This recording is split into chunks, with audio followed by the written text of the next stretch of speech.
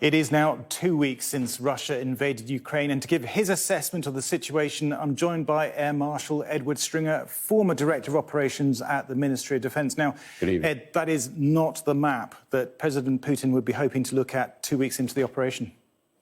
No, and as you can see, the map really doesn't appear to have changed that much in the last week. If we look into the south, what we can see here is that long-standing Russian ambition of a land bridge from Crimea, which it grabbed in 2014 through the Donbass back into Mother Russia. But also what it's trying to do is project forward further into the Black Sea and to seize Odessa, which is the major port.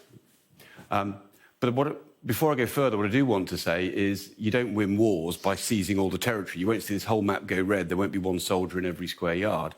You do it by seizing that critical national infrastructure, vital ground, and the centres of national government. So, if we look in the north, what we can see there is obviously the reveal plan was a 2 to 3 day operation, a lightning operation, to seize the capital, to put in a puppet regime, to turn Ukraine into a client state and hope that 44 million Ukrainians would just accept that. A heroic assumption. Well, let's take a closer look at what this is happening in the north then. First of all, of course, we have got the attempts to open up those humanitarian corridors, and they did work in Sumy and in the towns to the west of Kiev. They didn't work so well elsewhere, unfortunately, in Ukraine. But you want to talk a little bit more about what's happening around the capital here?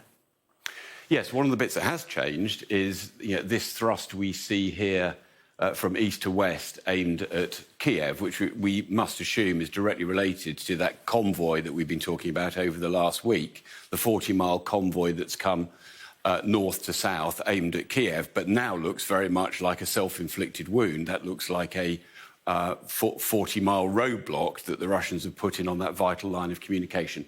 So this now looks like the line of communication they're opening up on this thrust into Kiev, but it looks about 2 or 3 times as long as that one, and it's yet another logistic challenge for them to solve.